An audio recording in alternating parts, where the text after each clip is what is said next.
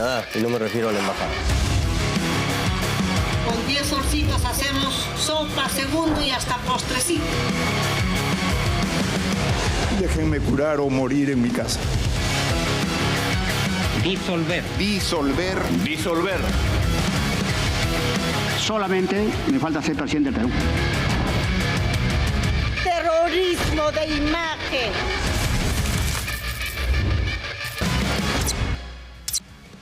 Hola, buenas noches. Yo soy Carlos Paredes y les doy la bienvenida a esta edición de Contracorriente, hoy jueves 17 de julio, el mes patrio. Pero ni siquiera en julio tenemos buenas noticias para la seguridad ciudadana. Este lunes último se perpetró un duro golpe en la lucha contra el crimen organizado. Nos referimos a la excarcelación, la liberación de uno de los líderes de esta banda avesada, muy criminal, que opera especialmente en la región La Libertad, Los Pulpos. Este señor John Smith Cruz Arce, alias John Pulpo, salió beneficiado de lo que se llama estudiar o trabajar dentro de un penal. Y claro, tanto el Poder Judicial a través de la Corte Superior de Tacna como el Instituto Nacional Penitenciario, el INPE, se han estado tirando la pelota. ¿Quién le abrió la puerta a la celda a este delincuente que, según inteligencia policial, seguía controlando su organización delictiva desde una celda de un penal de máxima seguridad, el penal de Chayapalca, en Tacna? Stephanie Medina se ha puesto a investigar al detalle la resolución judicial que le aprueba en segunda instancia un habeas corpus y le dice al INPE: señor, sí puede ser beneficiario de esto que le llaman el 2x1. ¿Qué significa?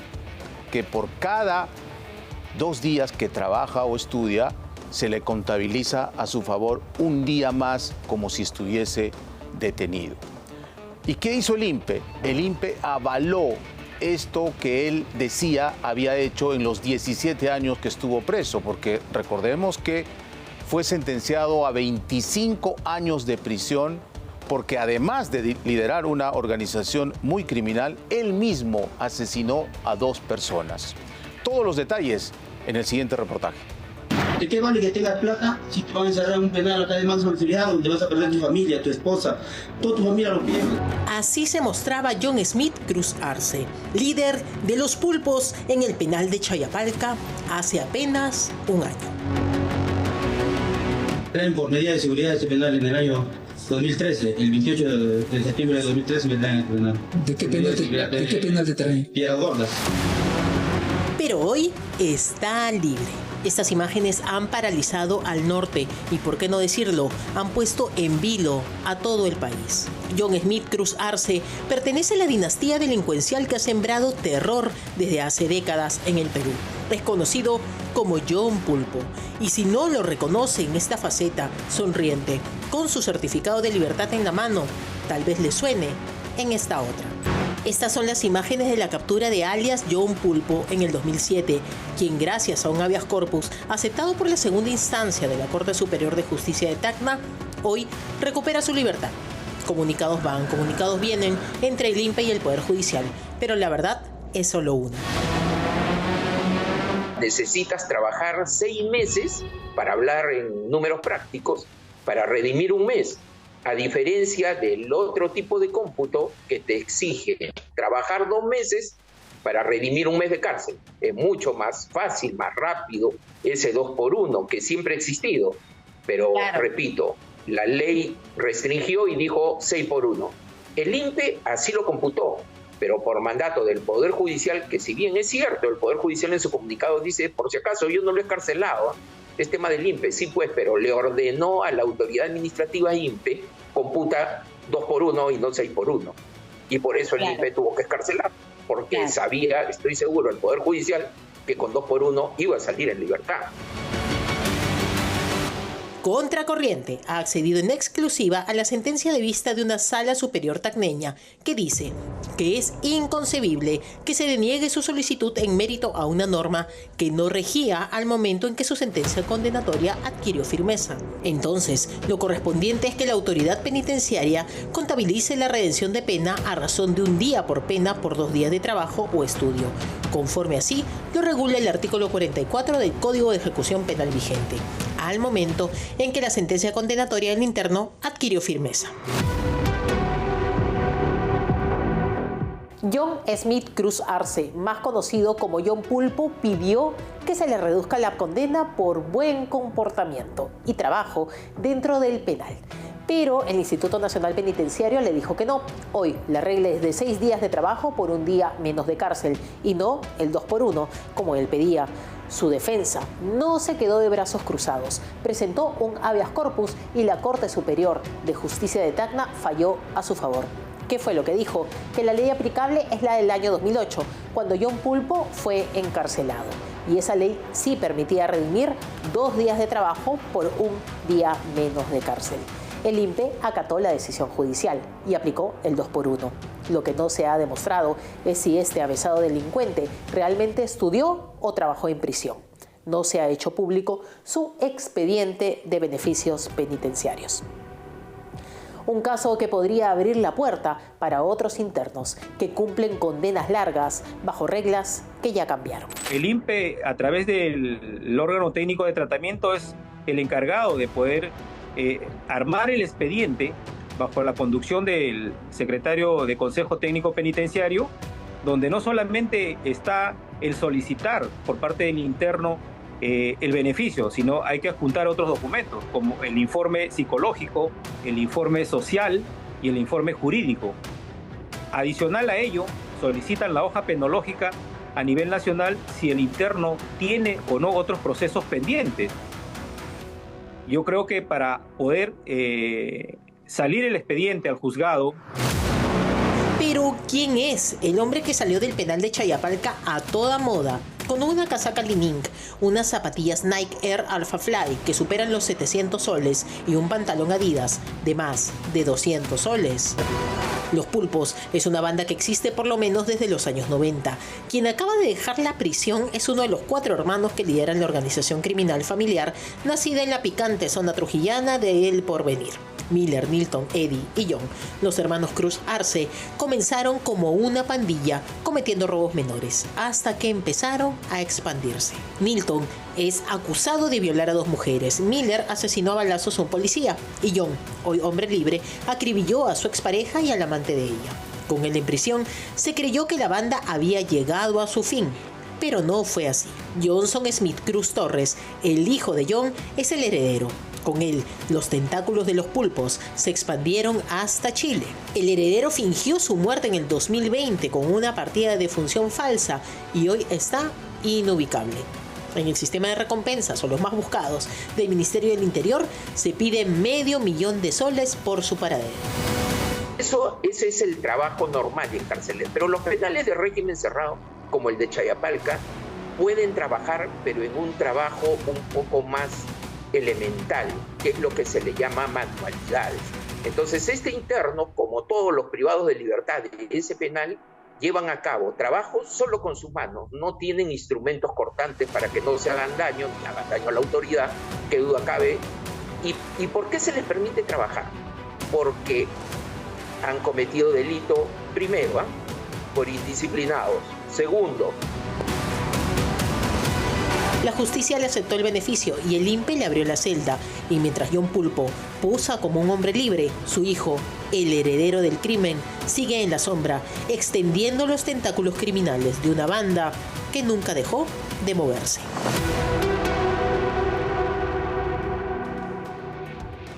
En teoría, el derecho penal se ha hecho para resocializar a los delincuentes, a las personas que violan las leyes en una sociedad. Los peruanos nos podemos preguntar si las cárceles que tenemos a lo largo del país, así sean estas de máxima seguridad, están cumpliendo o no con este cometido. ¿Realmente los delincuentes que ingresan a cualquier centro penitenciario ¿Pueden rehabilitarse? ¿Pueden salir para reinsertarse a la sociedad después de pagar por su delito? Creemos que no, porque conocemos la realidad de los penales. No solamente están hacinados, sino que los delincuentes más bien entran a una cárcel y ahí hacen el posgrado del delito. Si entran primarios, probablemente salgan como jefes de banda. Y no solo eso, sino que el sistema permite que desde dentro, desde un penal, los líderes, los cabecillas, los taitas, como les llaman en los pabellones de las cárceles, sigan cometiendo delitos, es decir, sigan liderando sus organizaciones criminales porque tienen teléfonos celulares a vista y paciencia de las autoridades. No solo eso, hace poco en el mismo penal de Chayapalca, donde estaba recluido alias John Pulpo, las autoridades encontraron nada menos que una antena satelital, ¿no?, que les permitía tener acceso a internet las 24 horas del día y por supuesto conectarse a su teléfono celular, no solo para comunicarse con sus secuaces afuera, sino para seguir extorsionando, porque estas bandas se dedican a la extorsión masiva, al sicariato, es decir, a amenazar a los emprendedores, a los pequeños comerciantes, incluso a los transportistas, ¿no?, a los taxistas. En Trujillo, de donde nacieron los pulpos, hemos demostrado en varios reportajes aquí en Contracorriente que incluso se les ponía un sticker, no solo a los comercios, a las tiendas que estaban extorsionadas, a las que se les pedía mensual o semanalmente una cantidad de dinero simplemente para dejarlos trabajar. Es decir, esto que se llama el derecho de piso o la extorsión, ¿no es cierto? Y aquel que pagaba tenía su sticker. Aquel que no pagaba era víctima, era blanco de represalias que incluso iban con atentados de explosivos en sus locales y a veces, cuando no, también asesinando a los comerciantes que se negaban a pagar estos cupos extorsivos. De ahí vienen los pulpos y entonces tenemos nosotros todo el derecho de preguntarnos y preguntarle al INPE, a su nuevo presidente, al señor Iván Paredes Yactayo, muéstrenos las evidencias, las pruebas de que este señor, alias John Pulpo, efectivamente trabajó o estudió en el penal de Chayapalca. El expresidente del INPE nos ha explicado en la nota de Stephanie Medina que en Chayapalca no es tan fácil trabajar en los oficios que normalmente se desarrollan en otras cárceles porque es un penal de altísima seguridad y a los reos, por ejemplo, no se les permite el uso de cuchillos u otras herramientas de trabajo. Y si estudió, ¿qué estudió? ¿Estudió alguna carrera universitaria? ¿Alguna carrera superior? ¿Qué estudió? ¿Corte, confección, cocina? Tenemos derecho a saber porque acá de por medio hay la liberación de un líder sanguinario, de una banda que ha hecho muchísimo daño, no solo en el norte, sino en muchos puntos del país, y la inseguridad está al tope. Esperamos respuestas del INPE. Bien, hablando de inseguridad y de crimen organizado, nuestra compañera Kimberly Giraldo hoy ha estado indagando en varias zonas de Lima qué pasa con el crimen organizado. Y lamentablemente, consultando estadísticas de centros que están siguiendo de cerca la criminalidad, nos damos con una realidad que no nos cansa de admirar. Es decir, está incrementándose la criminalidad en las calles de Lima a pesar de lo que dice el ministro del Interior, a pesar de algunas acciones positivas de la policía. La sensación de inseguridad es aún peor. Este es un reportaje. Muerte y más muerte en Lima, que pinta de sangre cada pista, vereda, auto o puesto comercial. Esto como resultado de la inacabable impunidad. Se recarga, sí, de la recarga para las películas. Y es que a pesar de varias modalidades de operativos y estados de emergencia, probados y todos fracasados, en Lima se ha incrementado la criminalidad en un 50%. La criminalidad está desbordada. No la para ni el estado de emergencia ni las capturas de la policía. El crimen organizado, como si de un virus se tratase, se ha expandido sin control. Hoy cada día mueren en promedio 6 personas, víctimas de sicarios, extorsionadores o asaltantes. 5.735 denuncias en lo que va del año. Eso quiere decir que cada 45 minutos ingresa una nueva denuncia por extorsión. Esta es la lamentable situación de todo nuestro país. Y hoy en Contracorriente, estadísticas para entender este fenómeno criminal. Y además, las últimas víctimas del AMPA. Según un informe de Indaga, el Observatorio Nacional de Política Criminal, el delito de extorsión fue incorporado por primera vez en el Código Penal en el año 1924. Es decir, esta modalidad delictiva tiene más de un siglo de existencia, pero como ya sabemos, es recién desde el 2024 que este delito se desbordó y llegó a afectar a cada emprendedor, mototaxista, taxista, cobrador o chofer de transporte público. Hace unos 5 minutos acaban de disparar a un chofer acá de la Manchay. Ya llegó la policía, ya es un extorsionador. Así, un vecino de San Juan del Lurigancho logró capturar con su teléfono celular, segundos después de una brutal balacera perpetrada por falsos pasajeros a un conductor de un bus de la línea Manchay, que con 2 disparos en la pierna quedó malherido. Y esta fue la nota que dejaron los extorsionadores, apodados ellos mismos como los Injertos del Valle, a Benjamín Taza, de 30 años, luego del ataque que felizmente no terminó con su vida. Señor Nemesio y Pío del mercado Nicachi, empezaremos a matar a sus socios y dueños fuera del mercado, camino a sus casas. Están a tiempo antes que empiece a matarlos. Otros comerciantes que viven bajo amenaza de AMPA son los que trabajan en los mercados. En Contracorriente hemos informado de las extorsiones y atentados que recibían los comerciantes de Unicachi. Pero este último 15 de julio, las continuas amenazas se hicieron realidad y casi asesinan a un agente de seguridad del establecimiento.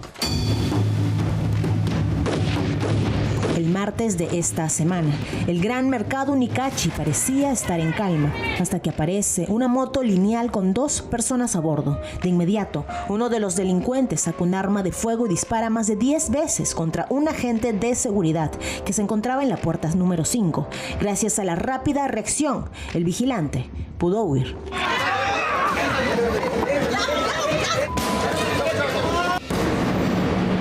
Producto del ataque, el agente de seguridad recibió 3 disparos en el brazo izquierdo. Hoy se encuentra internado y grave en el hospital Sergio Bernales. Este es el 4º ataque que sufre este centro de abastos y los comerciantes viven completamente aterrorizados. No me la están extorsionando usted, ¿cómo le están mandando? Sí, dice pues, el directorio lo que nos pide a nosotros para pagar 30 soles y el resto mensual. ¿Desde cuándo empiezan a pagar los 30 soles? De acá un mes, acá, por ejemplo, ya hasta fines. Pues está mal, ustedes no pueden pagar eso. Pero es que ese puede ser peor que te amenacen, no la hacen. Así hoy viven todos los peruanos, asustados y teniendo que aceptar muchas veces pagar a los delincuentes para que puedan trabajar y vivir. Pero esto es el resultado de un fenómeno criminal que fue expandiéndose silenciosamente. Así lo demuestran las estadísticas del Observatorio Nacional de Política Criminal. En este cuadro podemos ver el número de denuncias policiales por delito de extorsión del 2019 al 2024. En Lima Metropolitana, en el 2019 había 123 denuncias, en el 2020 128, en el 2021 216, en el 2022 970, en el 2023 1134 y en el 2024 5276. El incremento del 2022 al 2024 ha sido de 1100%. También el terror llegó a San Martín de Porres, pues se presume que lo que queda de los injertos del cono norte estarían extorsionando a los comerciantes de la 50. La amenaza es: o pagas o correrá un río de sangre. Este hombre de polera verde y gorra parece un comprador de los repuestos de carros que venden en la zona de la 50, pero no es así. Es un extorsionador que llegó para amedrentar al dueño del local. Mira a los lados, se toca la cara nervioso hasta que saca una hoja blanca y la deja para luego huir como un cobarde. En la amenaza, estos criminales dan 12 horas para comunicarse a un número celular, porque si no, según amenazaron, correría un río de sangre. La zona de la 50 consta de 8 a 10 cuadras. Entre ellas existen diversos centros comerciales. Se calcula que hay más de 2.000 puestos. Ahora supongamos que el extorsionador cobra a los comerciantes 10 soles. Este se robaría un aproximado de 20.000 nuevos soles a personas que solo quieren trabajar sin hacer daño a nadie. En las estadísticas realizadas por el Observatorio Nacional de Política Criminal, también hay un análisis de porcentaje de homicidios por extorsión, según su modalidad. El 1% de los asesinatos por cobro de cupos son por homicidio calificado, el 10.8% por homicidio calificado por FAP, el 88.2% por sicariato. Además, las principales víctimas que han perdido la vida son comerciantes con 32.3% y mototaxistas con el 27.5%. En este reportaje hemos mostrado diferentes casos de extorsión en Lima Este y Lima Norte, pero es tanta la ola de criminalidad que ningún rincón de la capital se salva. Y también en Lima Sur, los comerciantes y colectiveros son constantemente intimidados para pagar cupos en la calle y a plena luz del día. La banda criminal es conocida como los Patrones del Sur y entre sus integrantes estaban Sebastián Pozo Aguilar, alias Tatu, 19 años, y Darwin Briceño Pérez, alias Bicho, de 35, de nacionalidad extranjera, que fueron capturados en flagrancia. Desde nuestro trabajo periodístico seguiremos mostrando la tremenda crisis de inseguridad que vivimos los peruanos. Hace falta acabar con la impunidad de las bandas delincuenciales. Ya demasiadas vidas se han perdido en Perú. Vaya, parcero, métele. Escuchando el testimonio de las víctimas de estos extorsionadores, que por supuesto no son empresarios acaudalados, son peruanos de a pie que todos los días se ganan el pan con un trabajo digno, pero vienen estos sujetos a extorsionarlos, a interrumpir su tranquilidad y por supuesto a afectar gravemente la tranquilidad de su familia también. Escuchando estos testimonios y viendo las estadísticas que se han disparado en los últimos meses y años respecto a la criminalidad, pareciera ser que en el Perú lo único organizado es el crimen, ¿no? Porque del otro lado, del lado de nuestras autoridades que están obligadas a darnos este servicio público de seguridad ciudadana, no hay nada, no hay trabajo coordinado, no hay estrategia. Y lo acabamos de ver con la liberación de alias John Pulpo. Es decir, el sistema de administración de justicia no está funcionando desde el aparato policial.